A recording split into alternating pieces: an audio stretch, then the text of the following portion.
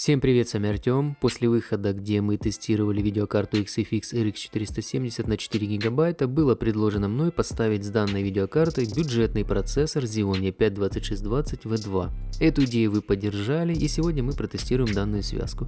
Но я пошел по бюджету еще дальше и взял за основу материнскую плату Jinsha M3 с двухканальной памятью 16 гигабайт 1600 МГц. Что с этого вышло, мы сегодня и посмотрим. На сегодня стоимость такой сборки на AliExpress обойдется на сумму около $180. Подготовил для вас 21 игровой проект, и чтобы не растягивать время ролика, характеристики комплектующих, думаю, не стоит озвучивать, так как мы уже неоднократно это делали в предыдущих видео. Что будет непонятно по сборке, жду ваших вопросов в комментариях, отвечаю быстро. Настройки практически везде высокие, не превышающие 4 гигабайта видеопамяти. На диаграммах результаты чистого прогона бенчмарка FPS без захвата и оверлея, есть небольшая погрешность с видео. Так как проектов достаточно много, пользуйтесь тайм-кодами в описании в закрепленном комментарии к каждой конкретной игре. Первый проект у нас это Division 2, средняя частота кадров 64. Добавил, как и просили в данный тест, напряжение GPU, обороты вентиляторов системы охлаждения видеокарты по частоте вращения и процентное соотношение. Данный проект особо не отреагировал ни на смену процессора, ни на двухканальный режим памяти, то есть ключевым фактором производительности в Division у нас является видеокарта. Именно ее потенциал определяет количество кадров на выходе.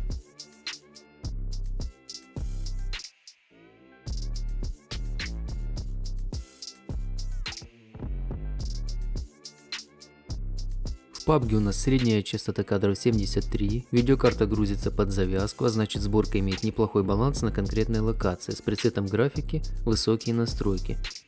Снизив графику, можно получить еще больше кадров, а максимальный потенциал данного процессора, как мы уже знаем, в этой игре около 105 кадров, слегка не дотягивает до потенциала видеокарты GTX 1070.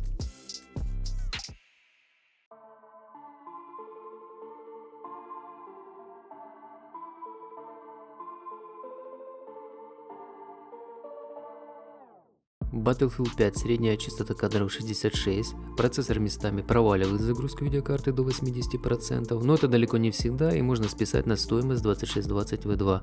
За такую стоимость ему все простительно, ну а температура какая у него, просто песня.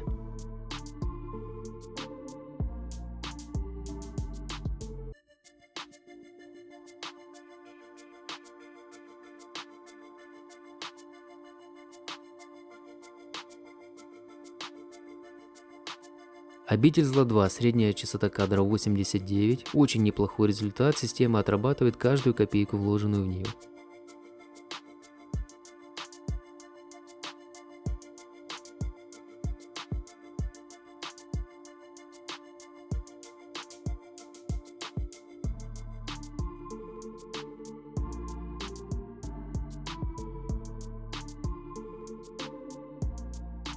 Бенчмарк метро Исход, средняя частота кадров 33. Результат небольшой, но все же играбельный. Если нужно больше кадров, то тут надо снижать настройки графики. На первых главах там будет достаточно кадров и на высоких настройках, все перевернется вверх дном от главы Каспий.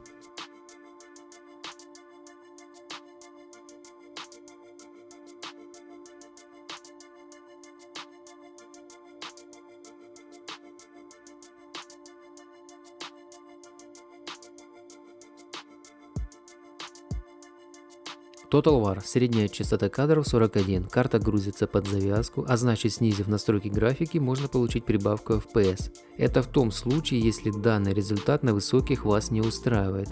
Но тут тоже все относительно, так как покупая сборку за $180, вряд ли у нас будет серьезные требования к ней.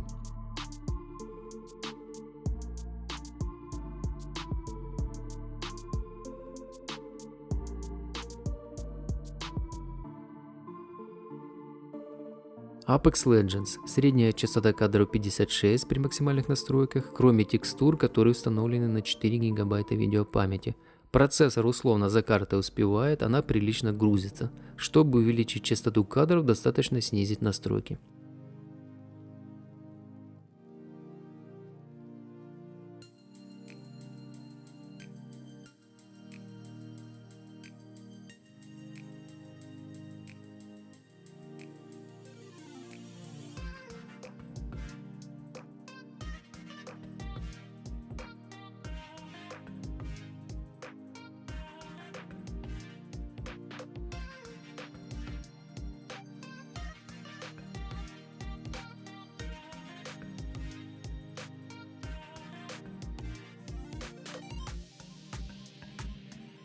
В осаде у нас средняя частота кадров 141, очень приличный результат на высоких.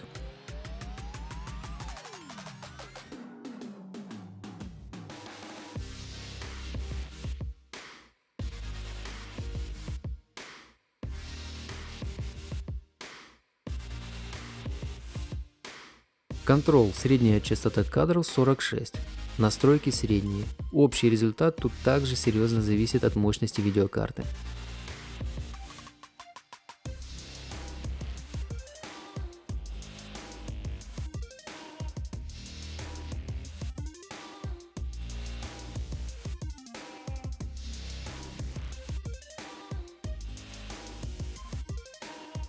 Rust. Настройки вы можете видеть на своих экранах. Проект оптимизирован так, что невозможно сказать, какой мы получим результат в среднем даже на одной локации. Факторов для этого уйма. Но вот средний результат на пути следования в данном тесте это 50 FPS. Чтобы убрать все возможные фризы и лаги, оперативной памяти для Rust нужно больше 16 ГБ. При 32 ГБ АЗУ нужно снизить файл подкачки до минимума, например 1024 МБ. Танки Benchmark Encore RT версия 0.2 на ультра настройках, средняя частота кадров 83. В целом в данном проекте по сборке претензий нет.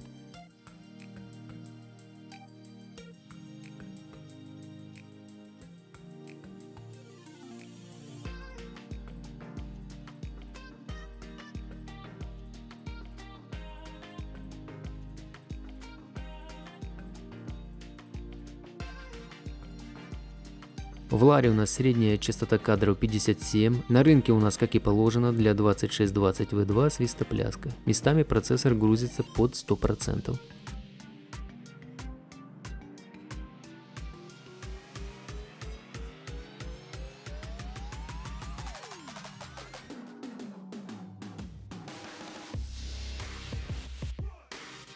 В Ведьмаке средняя частота кадров 58 при ультра настройках. Неплохой результат.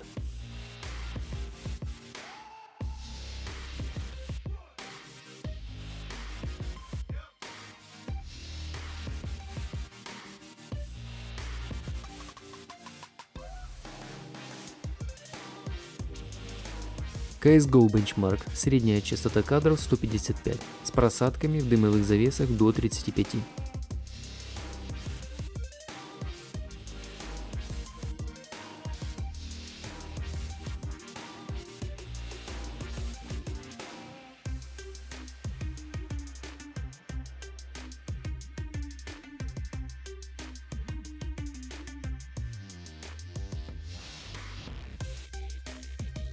Watch Dogs 2, средняя частота кадров 43. К сожалению, нормально загрузить RX 470 2620 V2 так и не смог, по крайней мере на центральном проспекте в достаточно серьезной сцене. Скорее всего, тут настройки графики нужно наоборот повышать, чтобы снизить нагрузку на процессор, или включить вертикальную синхронизацию и довольствоваться 30 кадрами.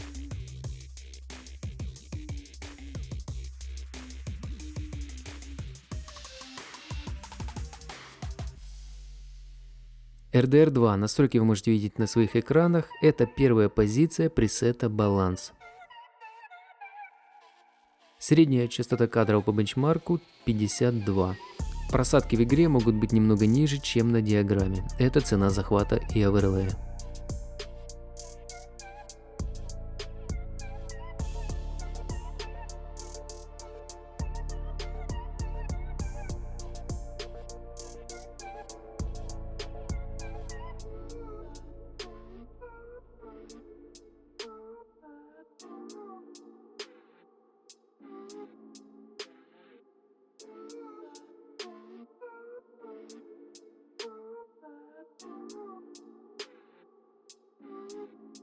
Kingdom Come, средняя частота кадров на тестируемом отрезке 65, настройки графики высокие, загрузка видеокарты местами ведет себя как-то непонятно, разгружаясь до 0%, но это не приводит к дискомфорту в игре.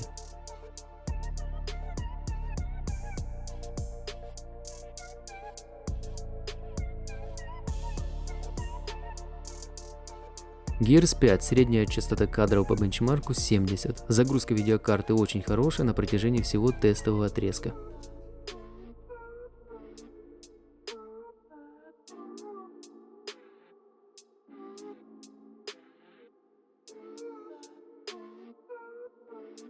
Fortnite, настройки максимальные, средняя частота кадров 64. Карта грузится практически всегда под завязку, так что для увеличения результата просто экспериментируем с настройками графики.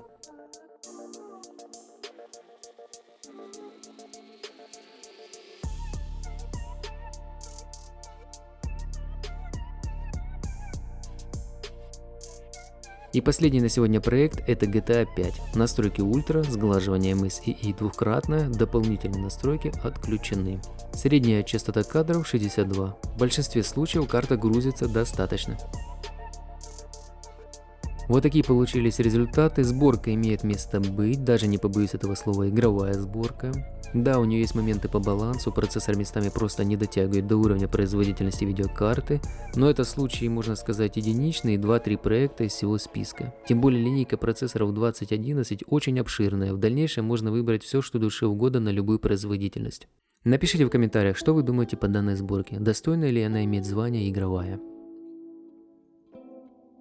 Как я понял, до этого места досмотрели немногие, а именно преданные подписчики канала. Для вас небольшой спойлер. Скоро мы протестируем вот этого зверя. Это платформа 2011.3, так что понемногу начнем пробовать V3. Подробнее уже поговорим в видео с данной сборкой. На этом у меня все. Огромное вам спасибо за просмотр. Поддержите пальцем вверх, комментарием, подпиской. С вами был Артем. Всем добра.